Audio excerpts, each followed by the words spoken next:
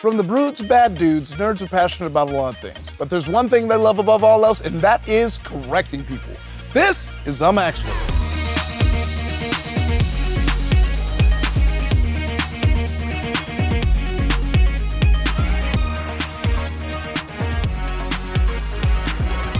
Joining us on today's episode, we have Caldwell Tanner and Kiana Mai. Hi. Jarvis Johnson and Jordan Adika. What up? You all right? Emily Axford and Brian Murphy. Hi. Yes! Dude, that's too loud. Sorry. Caldwell made me sit in a weird little chair because he has to sit in a weird little chair. We're bookending, dude. Yeah. We talked about It this. is nice to be flanked by cuckold chairs, and me and Jarvis get to sit here Dude, like the alphas we are. And join us as always in the fact check room, we have Brian David Gilbert. How's it going? And how's that jumpsuit treating you? I am just realizing how much I look like Gadget from Rescue Rangers. Oh my God. I think it means that I'm weirdly dude, attractive no. and awakening a lot of things in the audience right now. You kind of look like a mechanic that fixes Discord servers. Yeah, that seems right. That's the worst thing that's ever been said to me. You actually have to go now. That's just because I got the middle of it. I'll handle all the role permissions. All right, we're spicing things up today with a tag team episode. Double the pedantics and double the fun. Let's see if this was a mistake.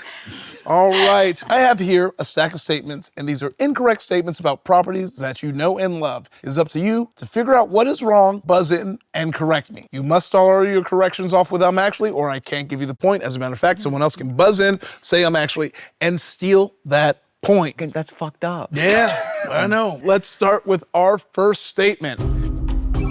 In Pokemon Red and Blue, battling Missing No, the unofficial bird normal type glitch Pokemon, would alter the player's inventory so that whatever was in the 6th item slot would increase to 128. This was useful in duplicating rare items like the Origin Ball. Jarvis. There's no Origin Ball in Pokemon Red and Blue. Didn't say I'm actually. Caldwell. Actually, there's no Origin Ball in Pokemon Red and Blue. Right. Yes! Correct. You got bookended! You should punch me in the face if I forget to say I'm actually. I can't do it. I love trivia so much. Why would I dirty a beautiful answer with a little phrase such as I'm actually? We specifically invited you on for the tag team episode so Jordan could say I'm actually, and then you finish the rest of the Good, sentence. yeah. There you go. Well, yes, that is correct. Missing No can't be used to duplicate Origin Balls. Missing No only appears in Gen 1 games, and Origin Balls are only in Pokemon Legends Arceus. Real Pokemon fans will point out that there's no such thing as bird type, only flying type. They're right. The bird type is an unused type that only exists in code of Gen 1 and Gen 2 games. Nevertheless, Missing No is a bird normal type. That's true. All right, that point goes to Caldwell and Kiana. Yes, indeed. Let's move on to our next statement. In the second episode of Dan to Dan, Momo Ayase gives Okarun his nickname because she couldn't stand to hear his real name, which he shares with Ken Takakura, a real actor famous for playing soft-hearted samurai. Kiana. Actually, this happened in the first episode. The second episode is where the nickname happens. Okay. Actually, Jordan's got something to say. So that's 1 point, right? Yeah, you just give it. Just roll the points Now up. you can finally answer. That's not why she gives him that nickname. It's because it's some other shit. No, that is why she gives him that nickname. Okay. But did you hear the part where he said actually? yeah. Murph and Emily.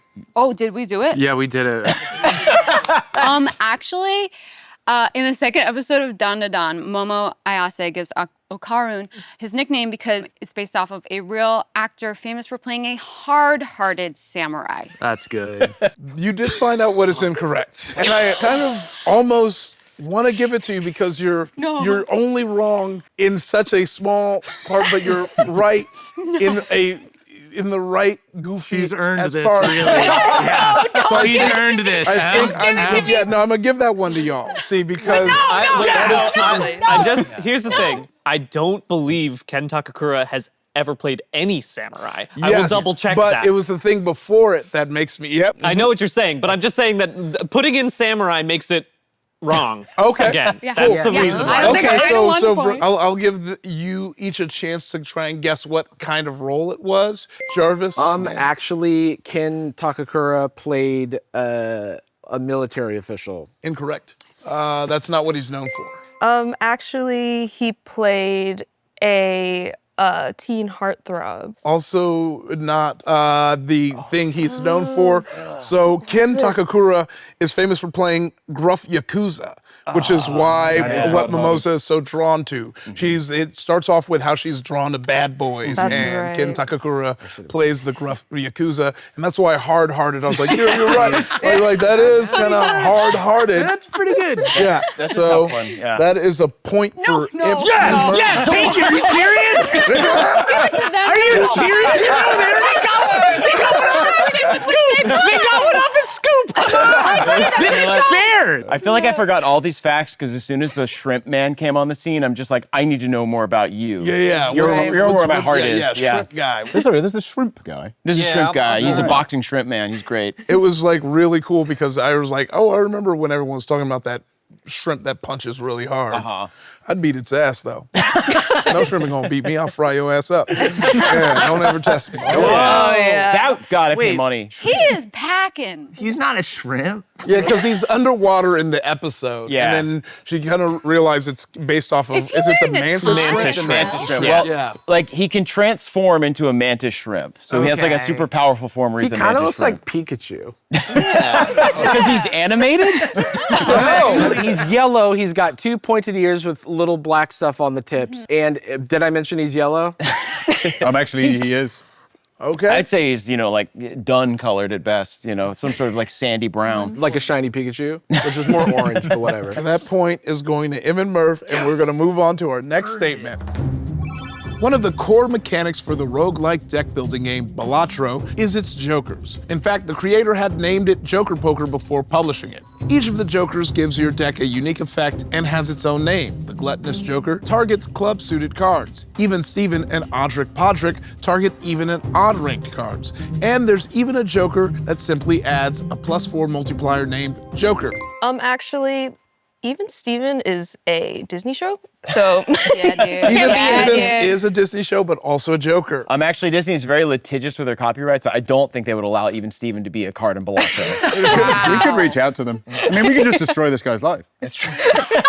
Maybe Disney doesn't They're know the about singular developer who worked on this. Local flank of the toilet. Actually, I'm still practicing that. The +4 multiplier is not simply called Joker. It is simply called Joker. Well, then we agree to disagree. Murph. Actually, it's even Steven and Odd Rod.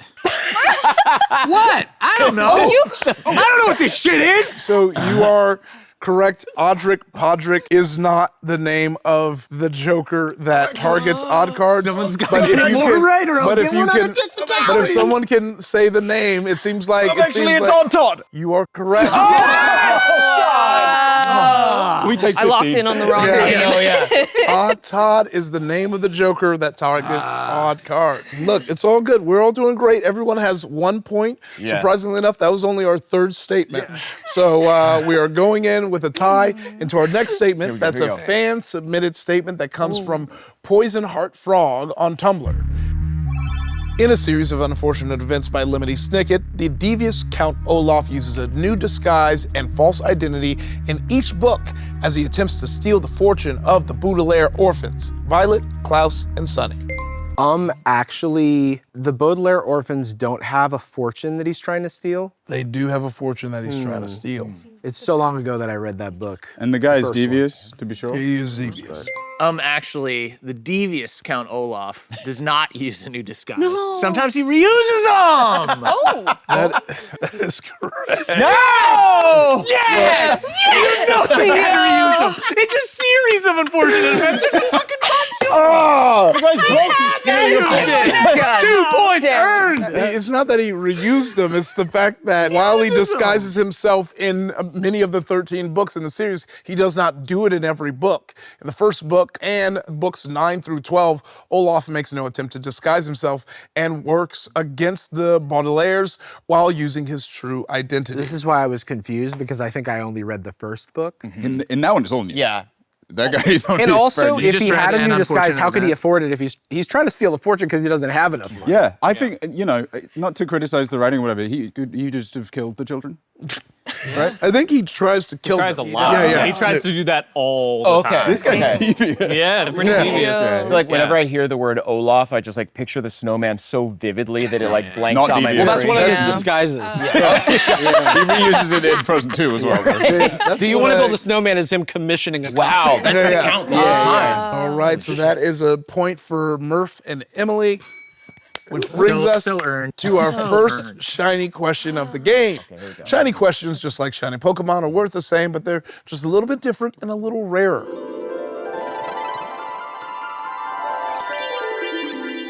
Contestants, you will be shown a number of consumable items from TV shows, movies, and video games. Using your paddles, answer the question, should I eat it? In a game we like to call, Should I Eat It? Murph looks excited to answer these. I know them all. Check out that winner's grimace. Speaking of grimace, add that to the list of things Brian kind of looks like. Oh my. Oh, yeah. Brian, have I mentioned I love you and that's why I criticize you so much? We want you to get better. I love this toxic love. It's beautiful. Yeah, it's great. All right, let's show your first piece of food, which is a gum fruit from One Piece. Gum fruit from One Piece.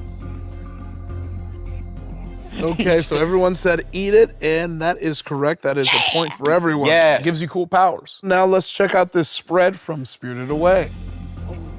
I mean,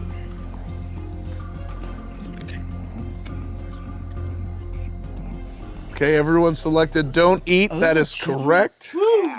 They make them little piggies, no? That's the piggy food. Turns you into a pig. But that being said, it would be a great Yeah, last meal we would before both come sleep into with bed. Mama, right? It looks amazing. Well, it's kind of the inverse of the gum fruit. Yeah. Where like, I don't want to be a pig, but the food isn't toxic. Let's move on. Turkish Delight from Narnia. because it's like the forbidden fruits, technically. All right. So that is a point for Caldwell, Kiana, and Murph and M. You're not supposed to eat it. What does it Because do? he gets like bribed with it, You right? were bribed to betray your family. But does it hurt him? It doesn't hurt him. He enjoys it, but he just has to betray his friends and family. Yeah. to do it. Yeah. Let's look at your next food, the Little Sisters in BioShock. This feels like a trick question. Well, That is correct, and you are super correct. If you want the good ending, you don't eat the Little Sisters. now, that's all relative. Because if you do go with the villain's ending, not a lot changes otherwise. However, according to BioShock Infinite, we all know this bad game, there is nothing that changes within the grander scope of the universe, for there is always a lighthouse. No? It's just really true. All right, let's move on to your last food, which is a Sinzu bean from Dragon Ball Z. It's a very funny image. Like, how many times has that been photoshopped into a joint? Oh, yeah. Oh, dude, that'd be so funny, dude. That is correct. You want to eat that Sinzu bean. Yeah. It's a very crunchy bean. It feels good. It brings you back to full health. And look, Ryan, the fact checker, in spite of all your criticisms, I just said he was purple. decided to procure some IRL Turkish Delight, which is completely safe to eat as long as you trust how clean Brian keeps the fact checker room. Clean enough. Can I betray my family, though? If you Is want that to like an betray your option? family, that's up to you. See, But that- do not- show. And that's why I would argue we were correct. Our wonderful art department procured what seemed to be the most tasty looking Turkish delights, Yeah. and not the ones from Narnia, which are just like the plain jelly kind that are definitely Sushi disappointing. Should we eat these like Ghibli characters? Just go like, Yeah. So, at the end of that shiny round, Jarvis and Jordan, you had 4 correct. Brian and M, Kiana and Caldwell. Y'all both had 5 correct, so you both get a point for that shiny round. Ooh. So that brings our score to Jarvis and Jordan with 1, Kiana and Caldwell with 2, and Brian and M with Murph and M with 3. Actually, it's Murph. And did you hear me like? You felt wrong. You felt wrong in your mouth. Yeah. Let's move on to our next statement. Out of all the alien species and animorphs, The Elimists stand out as especially unique. Near omnipotent and capable of manipulating space-time, the Elimist that the Animorphs encounter is the last of his kind after his people were wiped out by the Capucins. Dude, I just flipped through the book to see the animal like transform, and then I put it away. I thought they were like little self-contained stories about a guy that becomes a bird. No, they were not. This mighty morphin. They were not self-contained stories.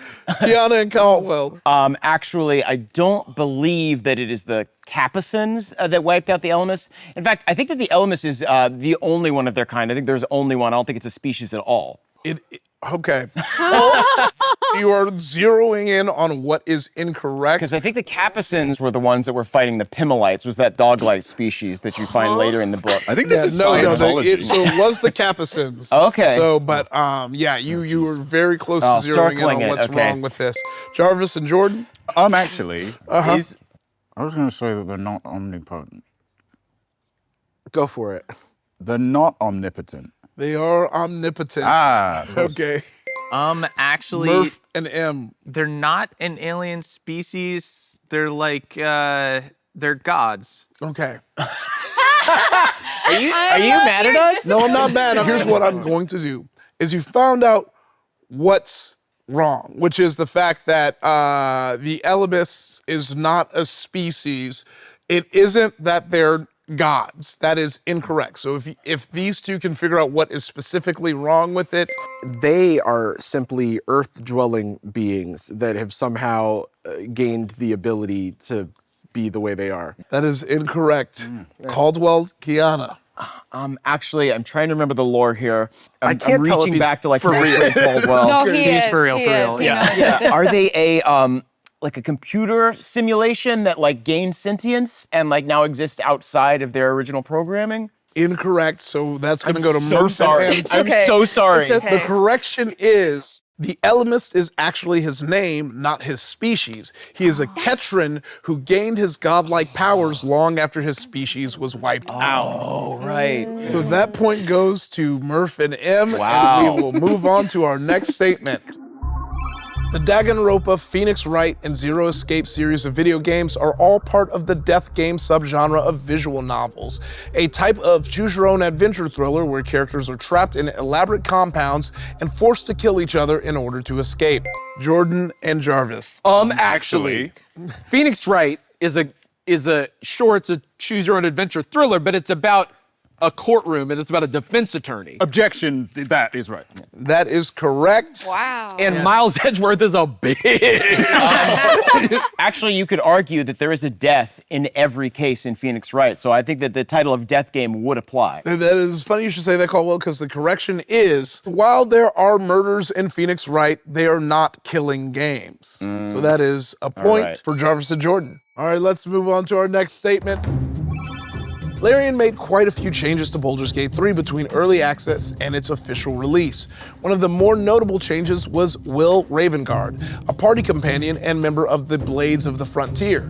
The Warlock underwent a complete character overhaul, including a brand new voice actor. Actually, Will is the Blade of the Frontier. He's not a member. He is the Blade of Frontiers. That is correct. Let's go. Okay. Blade of Frontiers is a title. The Blades of the Frontier isn't a real group. Will is the only I was never one. getting that. Shout out my boy, Will. Shout out, dude, you became very boring later in the game. Yeah, why'd they do that to your boys? That brings our score to Kiana and Caldwell with 2, Jarvis and Jordan with 3, and Murph and Emily with 4. This is as close as anyone's game. It's time for our next shiny question, Bootleg Boogaloo. You know how bootleg toys use names that are kind of like the thing they are copying? Well, we're gonna read you some legally distinct titles of some real bootleg toys, and it's up to you to buzz in and figure out what nerdy property the toy is for. The team with the most correct answers wins the point. Your first bootleg toy, Hulk Narvel. Hulk Narvel. Jarvis and Jordan. It's just the Hulk. That is correct. Okay. I was like, Deeply overthought that one. me too. I was like, there's no way. That's a mint condition Hulk Narvel. I don't think that's been seen in Oh, decades. they got Spider Guy up there too. Oh my More of a God. Miss Narvel guy Arachnid myself. man. Also, I like his catchphrase, don't make me angry. Oh, he does say that. It's just the part of the copyright that shouldn't matter. Why are we allowed to say Hulk? Your next toy is Superbat. Superbat. Murph and M. Batman? That is correct. Fair play. I didn't know he was sick. So much fucking cooler than Batman. I didn't know he was Take a look at it in real life. Non-full action. Dude, Non-full That means it's action. attached Yes. to his What You is can so appreciate up here this Justice Man on skateboard has an amazing non-fall action. I fall all the time, and this is aspirational to me. Yeah. Wow, he's wearing his iconic Bluetooth headset. I love this guy. So your next bootleg toy is Galaxy Empire. Jarvis and Jordan. Star Wars. That is correct. Okay. This fucking rules. It's just a dude from Galaxy Empire. He does have a vest, which characters Yeah. in Star Wars also wore. This is true. Your next bootleg toy is Superpowers. Caldwell and Kiana. I just wanted to get one right. I'm gonna guess Superman. That is Yeah? correct. Let's go. Oh no! Oh my God! He was the happiest What did they do to you? They shot themselves in the foot by including art of Superman and Batman. Because now I'm forced to compare the two. This feels like a Silver Age comic where it's just like, aha, Superman, how will you fight me when your ass is in front? Aha, you shall fall down. These last ones are going to be kind of wild, and I can't wait to see if you guys can get them.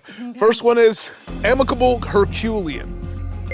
Jarvis and Jordan. Is it Wonder Woman? No, that is incorrect. Caldwell and Kiana. Amicable Herculean. He-Man? Incorrect. That was going to be my good guess. That would make more sense than what this is. Who is this? Maybe we're double dipping with the Incredible Hulk. That is incorrect. We'll call it there. This was for Teenage Mutant Ninja Turtles. Oh my God. Is his head red? Wait, is he a pig? He's Wait, his he's entire suffocating. head Somebody is help red. him. They're all dying. Actual color. His body, he just. Yeah, he's missing a shell. I would cry if someone got this for me as a child. All of the other ones, I'm like, I Yeah. felt the tingle of childhood in Yeah. me, and this one makes me want to It makes run me in so the other sad. direction. It makes me so sad. So for your final bootleg toy, Okay. and quite possibly my favorite, I'm glad we were able to find this one. Big Fella. Big Fella. Ooh. Relax. Incorrect. Jarvis and Jordan. Godzilla. That is correct. Big fellas. Let's go. He's the biggest by far. It just says toys, a division of products. But All right, so Caldwell, Kiana, you had one correct. Murph and M, you had one correct. Jarvis and Jordan, you have 3 correct, so you get the point for that. So our scores are Kiana and Caldwell with 2, Jarvis and Jordan with 4, Rocking in Murph this and one. M with 4. And that will bring us into our next statement. Steven Universe sings Giant Woman to encourage Pearl and Amethyst to fuse together while on a mission. He finally gets to see his first gem fusion when they combine to make Opal, a giant 4-armed archer. Actually, the first gem fusion he technically sees is Garnet. That is correct.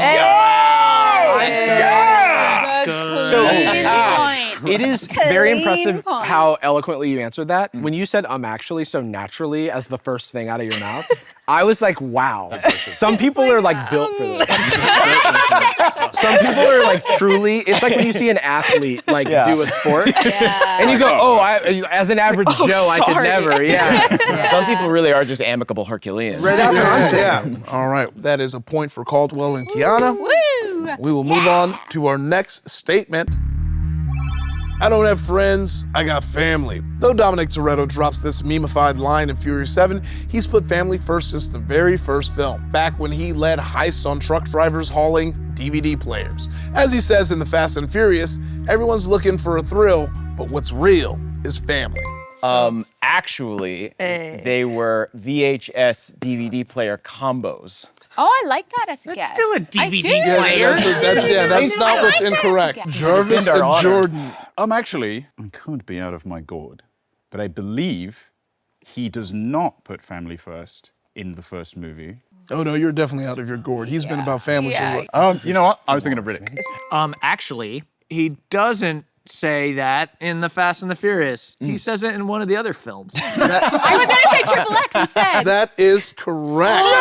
Oh my God! Yes! You're gonna give him that? Bonus point for the film. Yeah, sure. If you can guess what film it's in. Furious 4. That is That's incorrect, nothing. and that is not I a could have film. told you a name. Yeah. Fast and the Furious 3? That is incorrect because that is Fast and Furious Tokyo Drift. What? Yes, Fast and I thought Furious, that 2 was Fast 2. and Furious, No, 2 Fast and you're Furious. right. Yeah. Fast and Furious Tokyo Drift. What's Real is Family is also from Furious 7. Do you think this might have happened because I don't have a car? They do yeah. make you watch all of the films. I mean, when you get a car. Yeah, this is actually from a driver's ed test. so that is a point for Murph and M. And it is time for our final shiny question of the game. And we're taking half of you to the shiny stage.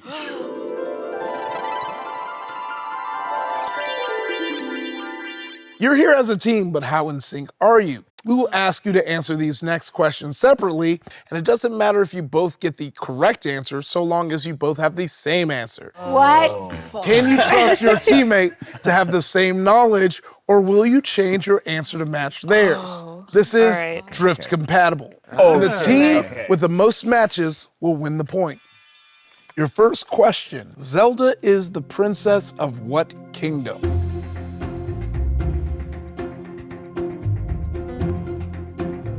Caldwell and Kiana, we'll start with you. Kiana has Hyrule. Caldwell has Hyrule. Jarvis and Jordan, do you have something else there? What's Hyrule that? was right, so Yeah, but what was the other thing you had there? I was drawing super bet. Drawn super bad. And Jarvis says Hyrule. That is correct. That is also a point for y'all. And Murph and Emily.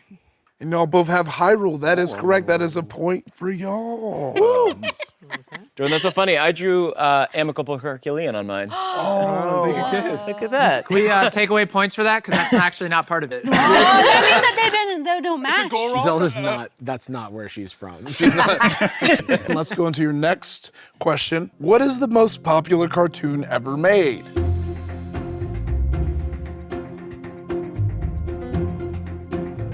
Kiana and Caldwell, let's see what your picks were. Said Pokemon and then Mickey Mouse in parentheses, Dragon Ball Z. That Not is compatible. not gonna be a point. You didn't match up, even though I really love Caldwell's answer. I almost wanna give you a point just for tugging at my heartstrings. Jarvis and Jordan, SpongeBob SquarePants, and you put The Simpsons. Yeah, and I got That- rid of the bat because you're being weird about it. Okay, you don't get a point either. It doesn't match up. M and Murph, Dragon Ball Z, and the Flintstones. Yin and yang, dude. I matched Caldwell. What are you two doing? Okay, that was no points for anyone, but a really good Do we round. find out the real answer? Popularity is a very vague thing. did, So Yeah, it's these are- impossible to say. There's no correct answer. Yeah. We're just trying to match. Yeah. Your next question, the scariest horror film. Can I text a friend that knows Kiana?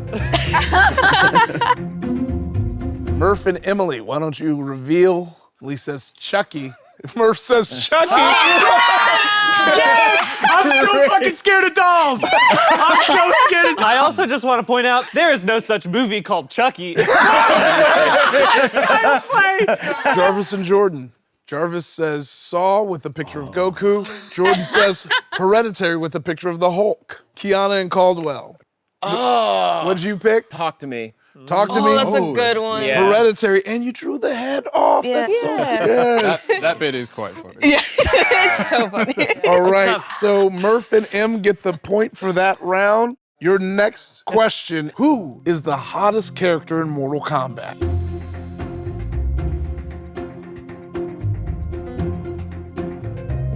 All right, then we'll start with you, Kiana and Caldwell. I don't know any Mortal Kombat characters, so I'm putting fighting But lady. fighting lady. Caldwell, Hey, Pretty fighting close. lady, Sonia. Please. Sonia Blade. I do want to say that That's picture not looks bad. a That's- lot like She's got the Sonia pony. Blade. She's got the Please. freaking pony. All right, we will not give you the point, even though that Damn it. is a very close one. Jarvis and Jordan put Fuck, Sub-Zero. I forgot Sonia's Sonia name. Blade. I was gonna say Sonia, but I put Sub-Zero because he's cold. Oh, he is so cool. Murph and M, reveal your boards. Katana, Sub-Zero. I thought you would think I would write Sub-Zero. I did think you would what write was- Sub-Zero. You have specifically said that Katana is No, hot. I'm a though. Melina girl. You don't What? know me at Really? all. Your next question is, which superhero would be best at kicking Iffy's ass?